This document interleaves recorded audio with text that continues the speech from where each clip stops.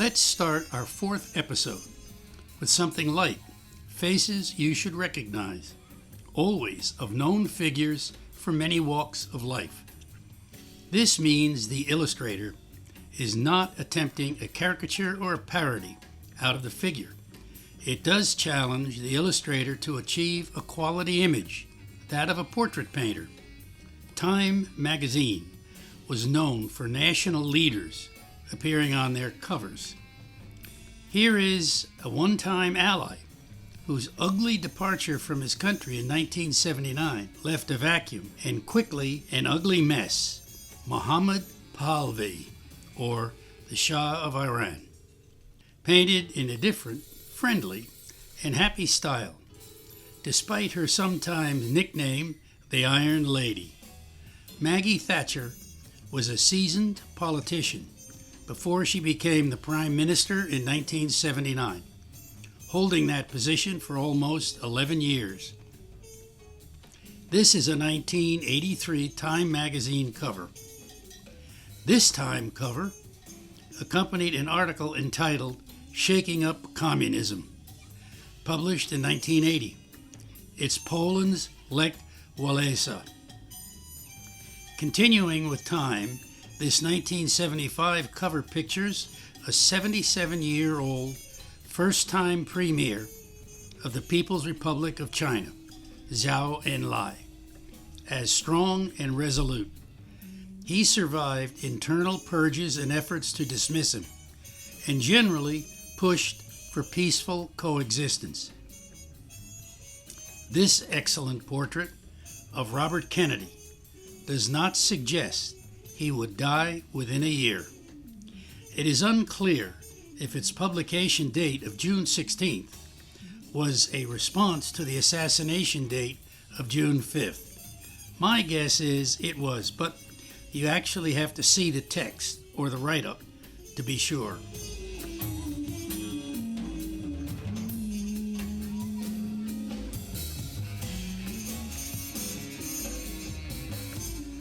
This figure appeared in at least 8 Time magazine covers, including when selected Man of the Year. He was awarded the Nobel Peace Prize. These accolades are basically distinctions of the West and did not reflect the views of his world, the Middle East and Islam. It is Anwar Sadat, portrayed by one of America's premier artist illustrators, Bert Silverman. As president of Egypt from 1970 until his assassination in 1981, he favored reconciliation with Israel, which led to his assassination in 1981. It is felt by observers of the Middle East that his death put in motion war in Lebanon in 1982, the creation of Hezbollah, and the seeds of Al-Qaeda. Moving to an American whom we all know, Abraham Lincoln. The number of likenesses of Lincoln, paintings, drawings, sculptures, is virtually immeasurable. This one grabbed me, not only with the powerful image, but the hands grasping the massive carved arms of the chair, and the upward perspective, but the accompanying copy simply read, "He was everybody, grown a little taller."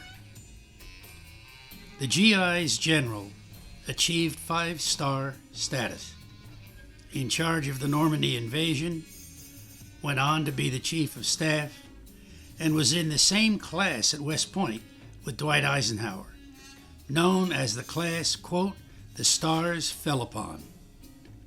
Bradley's relationship with George Patton was interestingly portrayed in the Patton movie.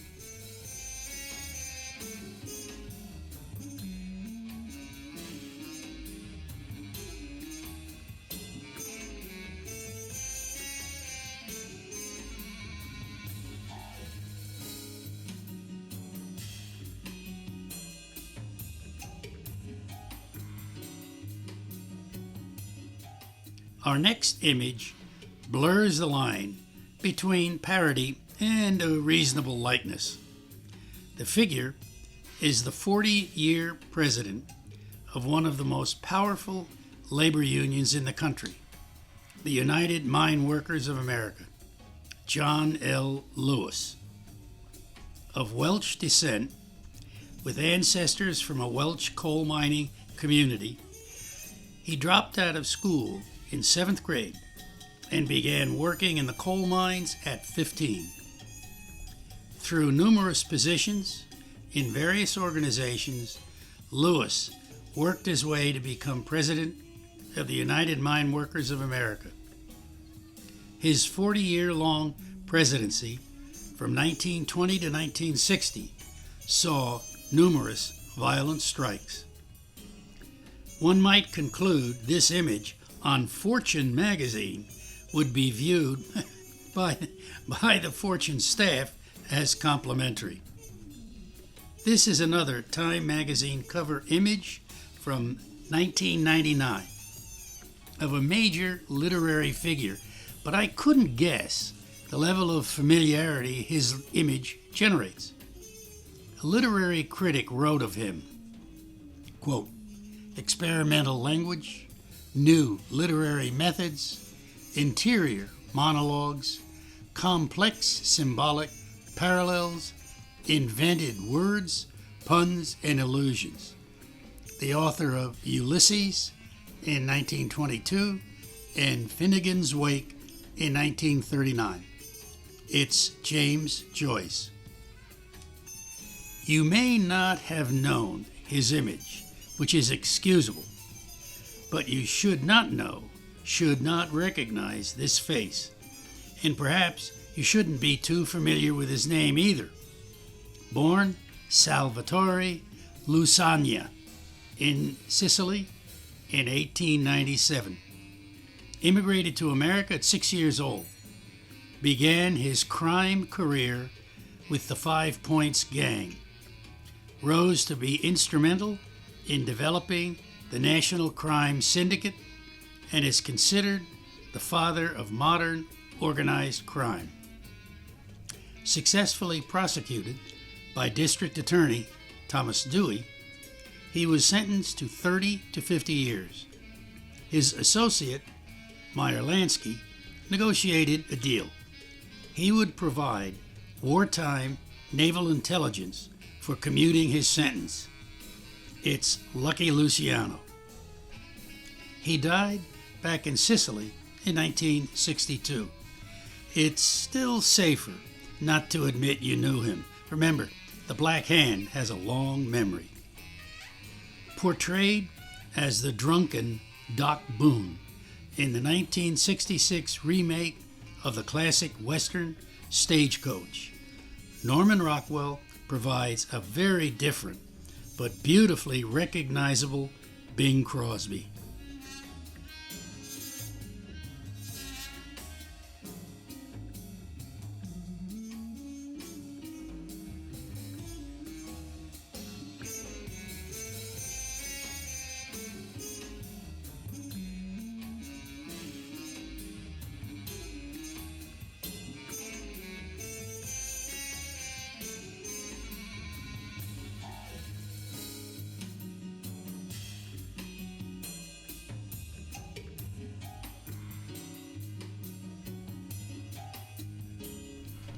Our last familiar face isn't even a drawing or a painting. It's fashioned out of stuffed fabric, appearing on Time magazine in 1977.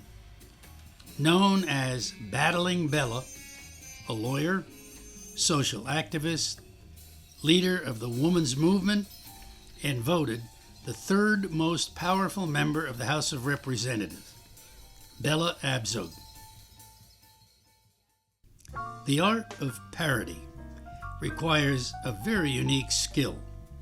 As a reminder, the definition of parody is, quote, an imitation of the style of a particular artist or writer, generated with deliberate exaggeration for comic effect. The skill required is the illustrator has to select exactly what about his subject to exaggerate and how to retain identity but achieve a comic response from the viewer. This goes beyond mere portraiture.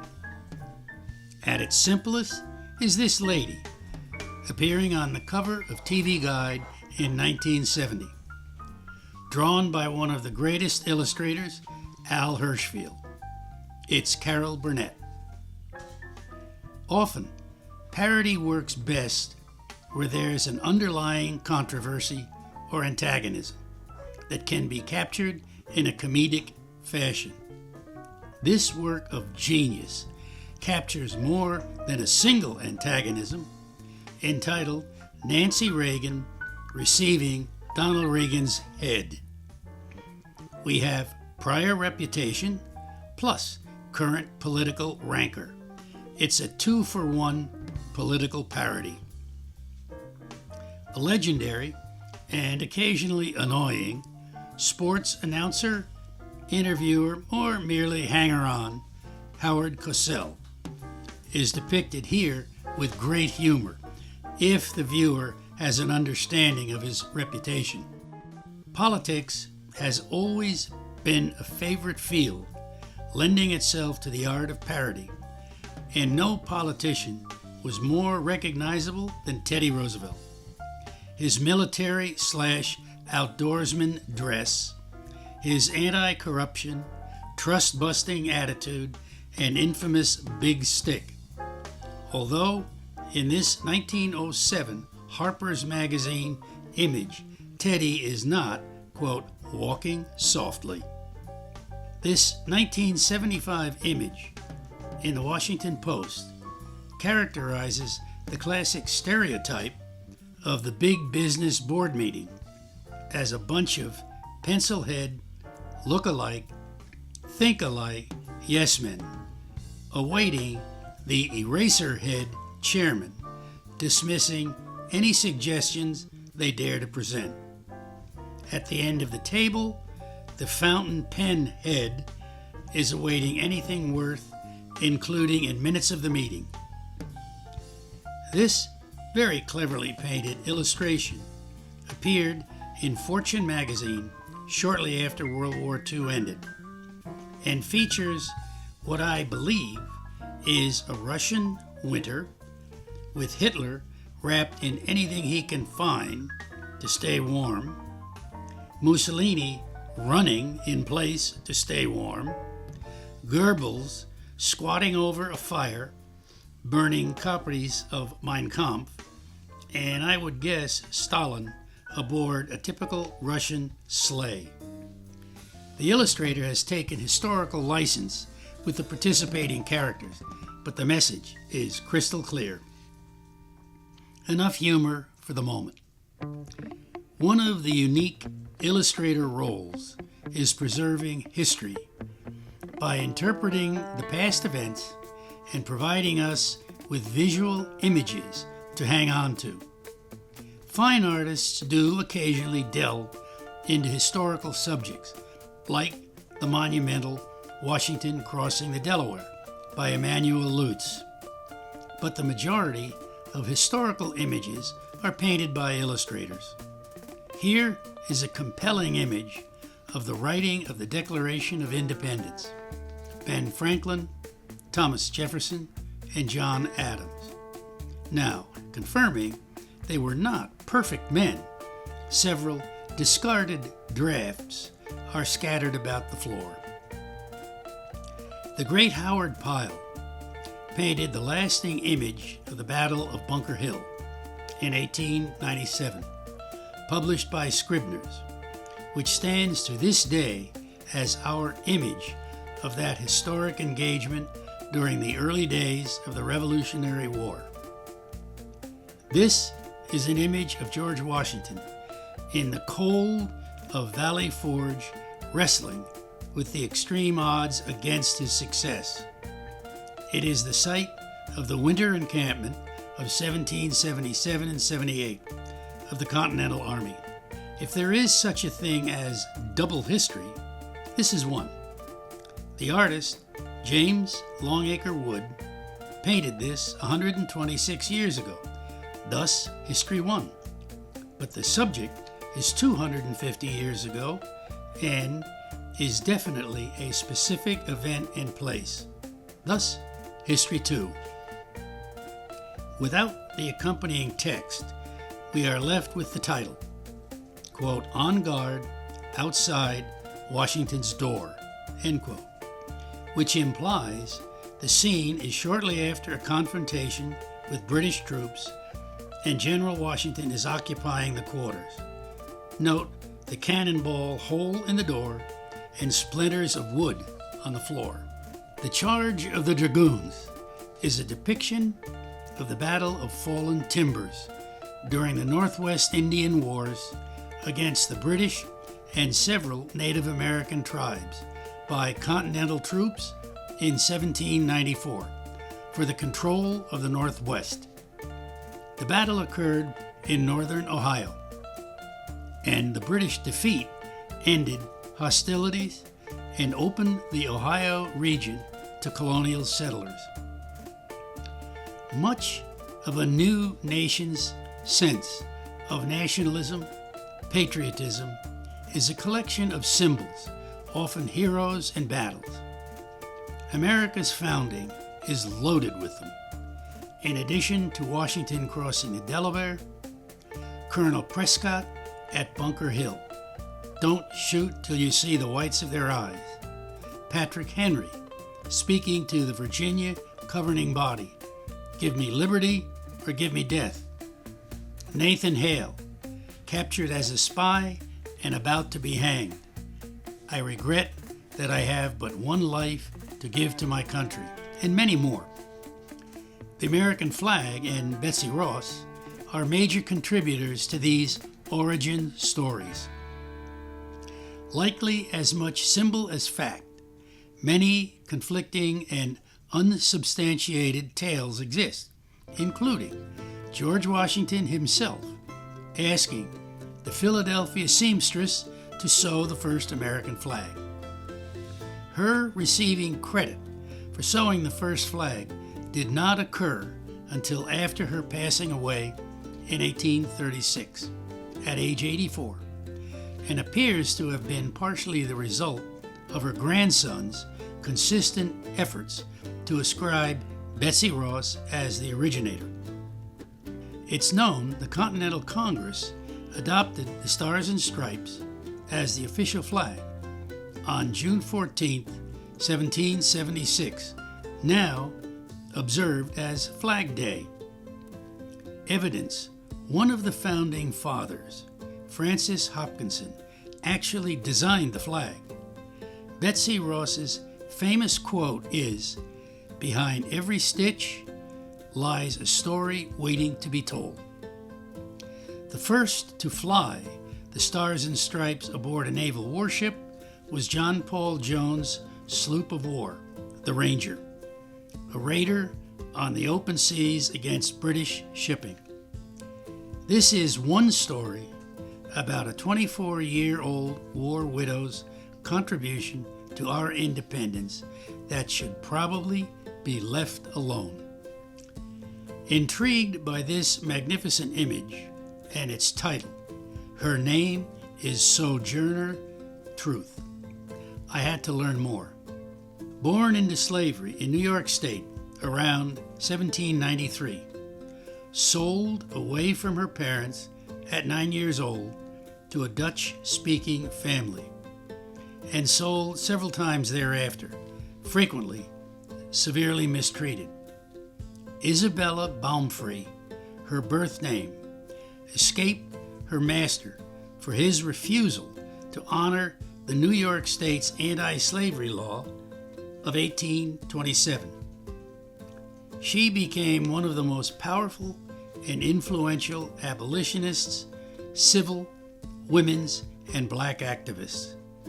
In 1843, she changed her name on the conviction that God called upon her to travel the country, thus her name Sojourner, and preach the truth. Her famous speech at the Ohio Women's Convention in 1851, which is today a famous part of Black activist history, entitled Ain't I a Woman? Recognized for her work by all the white and black abolitionist leaders, she met with Abraham Lincoln in 1864. She was the first black woman to successfully sue a white family in a Utica, New York County court in 1828 for illegally buying her son.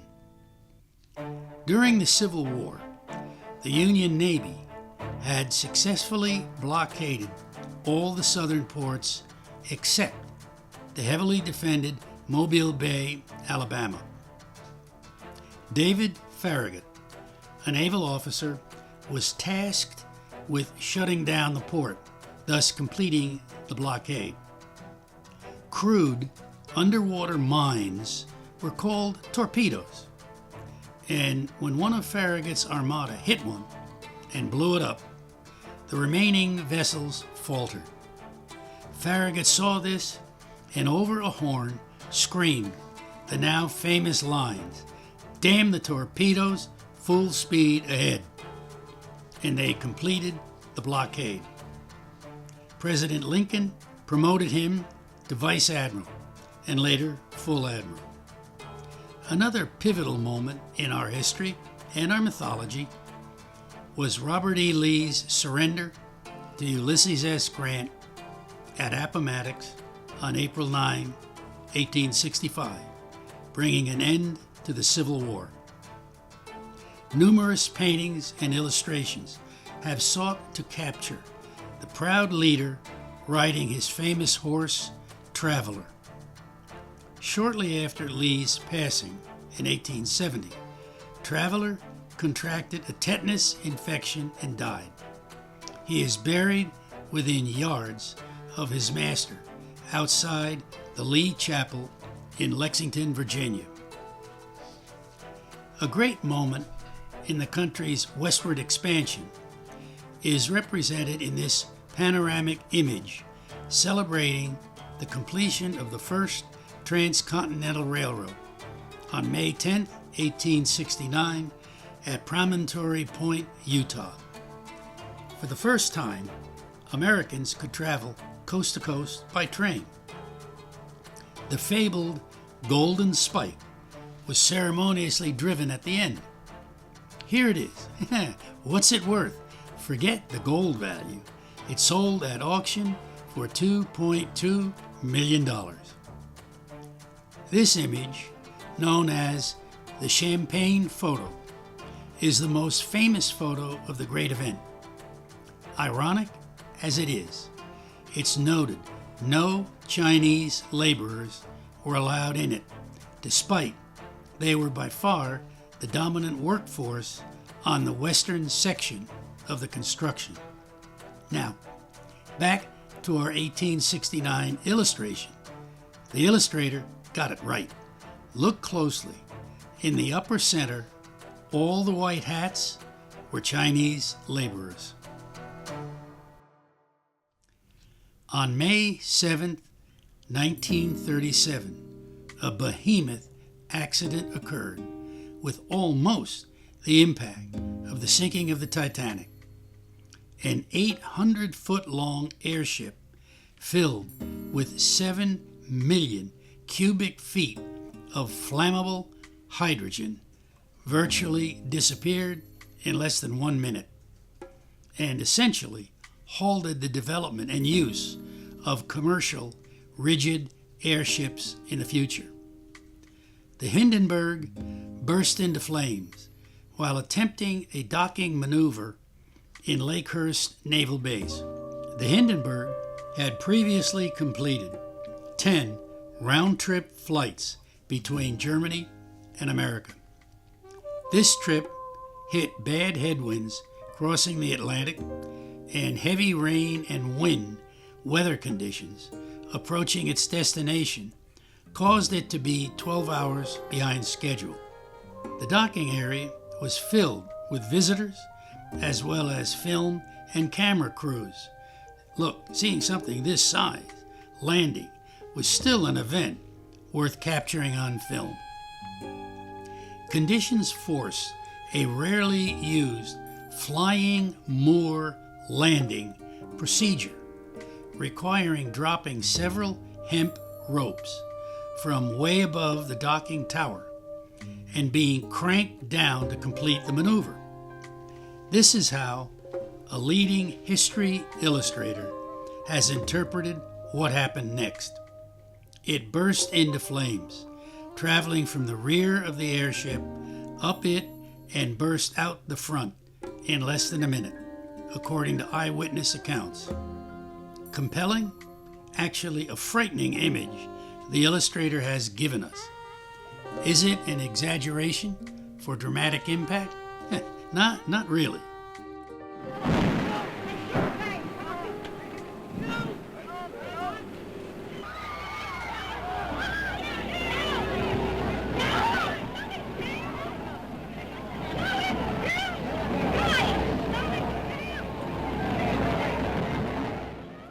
In the over 85 years since the event, there have been numerous theories, including sabotage and even Nazi Party cover-ups to avoid humiliation.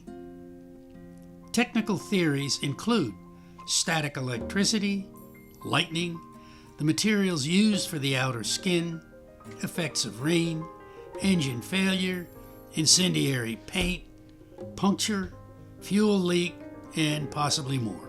A Caltech scientist appears to have put it all together. The landing maneuver required releasing several wet hemp ropes from above the docking tower till they hit the ground. Electrons from the Earth's surface travel up the rope with a positive charge. They travel across the negative charged outer skin, forming a capacitor for electricity storage powerful enough to ignite even a small hydrogen leak in the rear of the airship, and massive fire travels right up the ship's entire frame. Virtually nothing left. I think the illustrator got it right. He captured the horror. The infamous Kennedy-Nixon presidential debates of 1960 could be classified in our politics category, but as the first time TV covered such an event and the continuing debate about their consequences among scholars of the era, they also have historical importance. This image accompanied an article by James Michener in Look magazine entitled Inside Kennedy's Election. It's acknowledged Nixon's haggard appearance, including an unshaven 5 o'clock shadow, reinforced the tricky dick reputation he was trying to erase. Many lessons about the use of TV were learned, usually the hard way, from the first of the 4 debates. Historical illustrations thus far have focused on American events. This remarkable image reflects a period that has and continues to shape world events. Entitled Lenin Addressing the Troops, it creates intense drama by using the brilliant red flags set against a night sky and strongly contrasting light and shadow patterns among the figures. This is a tribute to an historical period as opposed to a specific event. Even without detailed knowledge of this turbulent times in Russia, this image will create lasting memories among its viewers. As we've seen with sports heroes like Mickey Mantle and great sports illustrators like Robert Rieger, often the single figure is the subject of the illustrator's work. Like this image of Australian tennis champion during the 1960s, John Newcombe, who was one of only a few players to have attained a number 1 ranking in both singles and doubles. He was a 5-time Davis Cup player for Australia. He retired in 1981, having earned over $1 million in prize money. And that was a time when $1 million was impressive. This image is of the Hall of Famer, 21-season player, all for the Pittsburgh Pirates, Willie Sturgill. He had the most home runs during the decade of the 1970s, participated in 2 World Series championships, and the only player named MVP in both championship series and the World Series in the same year. Often, the illustrator's task was to represent a specific sport. Here, brilliantly done by the incomparable Norman Rockwell, with his weighing in for Saturday Evening Post in 1958. Clearly, this is the sport of kings, horse racing, but Rockwell takes a personal, human, and generally overlooked aspect of the activity and elevates it to great interest. Representing auto racing is this image of the first American International Road Race, held in 1908, informally known as the Briarcliff Trophy Race, consisting of 22 entrants. The race traveled 250 miles, departing from Briarcliff Manor, New York. More than 30,000 people watched the race, all along the route, with 1,000 National Guardsmen serving as crowd control. The route was exceptionally dangerous, sharp S-curves, few protective barriers, large ruts and potholes, etc. It's considered the toughest road race ever held. 6 cars finished out of 22 entrants. The winner averaged 48 miles an hour. The winner earned the Briarcliff Trophy, valued at $10,000, driving an Isetta Fraschine car. I don't think I pronounced it correctly.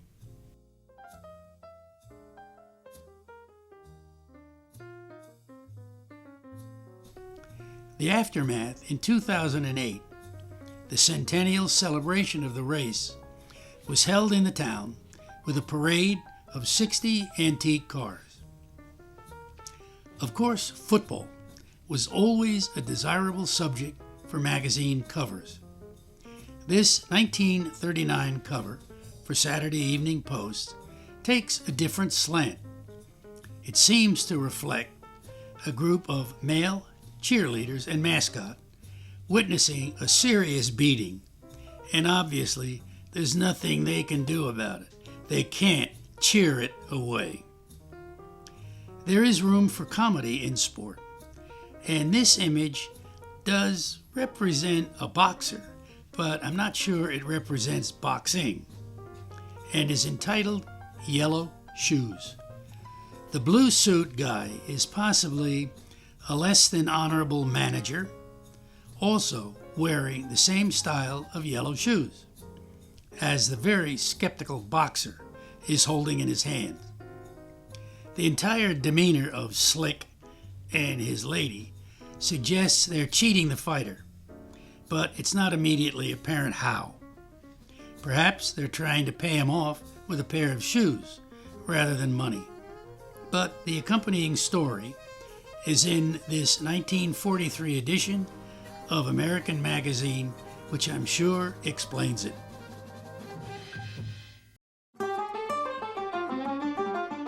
One cannot deny that the American West, in both reality and myth, is a major contributor to America's perception of itself and a source of envy, curiosity, and entertainment for the rest of the world. It is also a major employer of the illustrator's skill and source of income.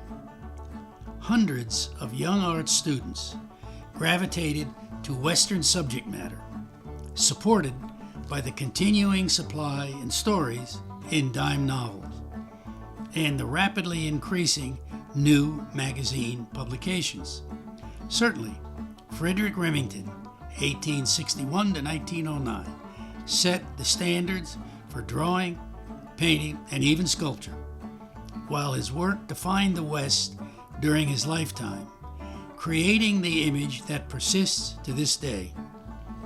It's believed his prolific output of pen and ink drawings for illustrations were actually better known during his lifetime than his paintings.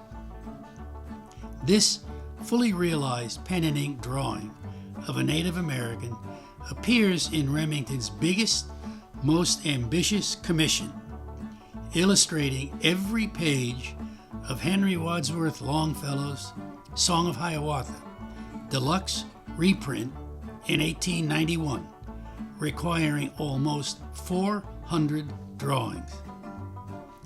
Remington was a great listener to stories. Quote, "Through the smoke sprang the daring soldier," end of quote, appearing in Harper's in 1897, came from a story told him by one of the participants in this conflict in Nebraska against the Northern Cheyenne. Remington not only immortalized the battle, he wrote the story in Harper's. This Remington painting, entitled The Trapper, also appeared in Harper's in 1891 and is as sharp and intense as his work gets. Charlie Russell, 3 years younger than Remington, is often the second name mentioned. Russell was a working cowboy who lived and traveled the events and lands that he painted, giving his work a great sense of authenticity. This pen and ink illustration, whose title, Finger That Kills, is the victorious figure's name who has killed a rival Indian, appearing in Outing magazine in 1908. Russell had an uncommon sense of humor and often depicted scenes of mayhem and disorder, enabling him to occupy the composition with animated, colorful characters, as in Bronk in Cow Camp, 1897. The irate cook is trying to hit the bucking horse with his shovel. Two cowboys are watching in laughter, but not trying to help. The figure on the horse is trying to control it, and another figure is falling over backwards, having spilled his plate of beans. Total mayhem. The Holdup. This was a real event, a really gruesome story behind it. The robber was known as Big Nose George, and he had an obscenely large nose. Caught, arrested, tried in Rawlins, Wyoming, convicted, sentenced to hang, a lynch mob got him. Incorrectly placed a noose around his neck, and it tore off both his ears. The town doctor, Doc Osborne, took possession of the body, skinned it, and sent the skin to a tanner, having a pair of shoes made from it. Later elected in 1893 governor of Wyoming, he wore the shoes to the governor's inaugural ball.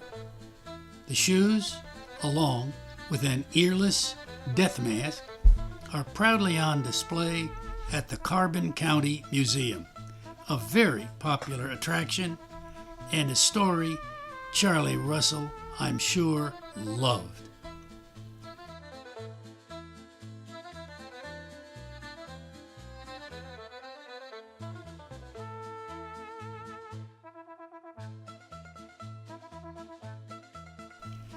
We've seen N.C. Wyeth's work, and we'll see more, but his contribution to the images of the West are immeasurable. This haunting figure, alone in its canoe, is entitled The Crystal Depth, is from a series of 5 illustrations Wyeth did for Outing magazine in 1907, titled The Indian in His Solitude. These figures were created with great sensitivity.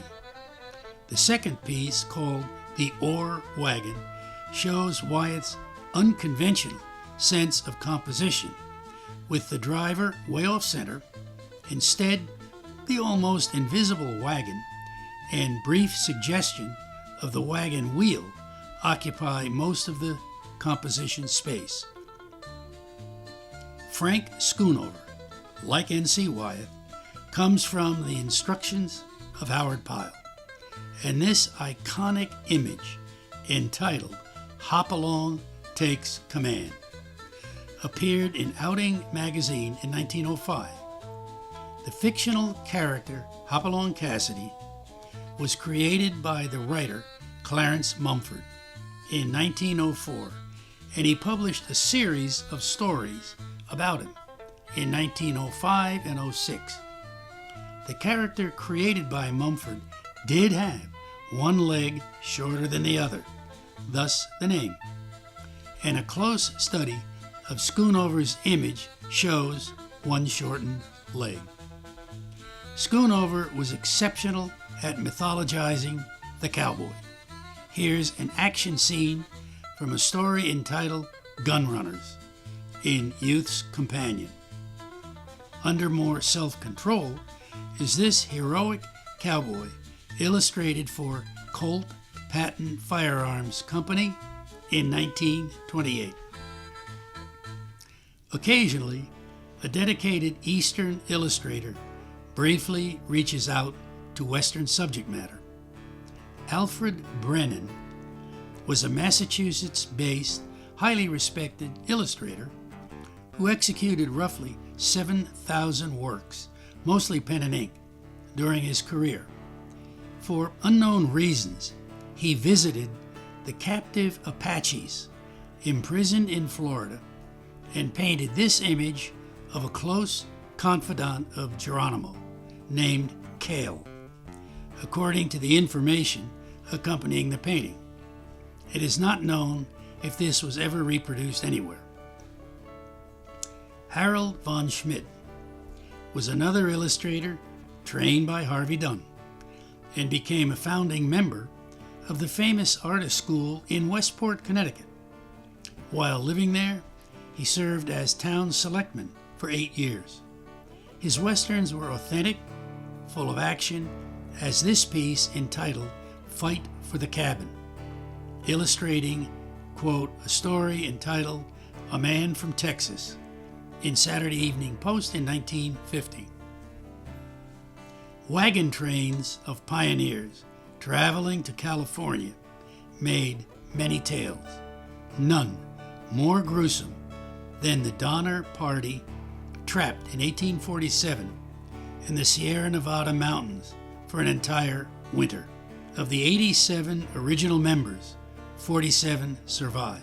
This illustration appeared in True magazine. Many tragic events happened to pioneers traveling west, but this one is special in Western history. They resorted to cannibalism to survive.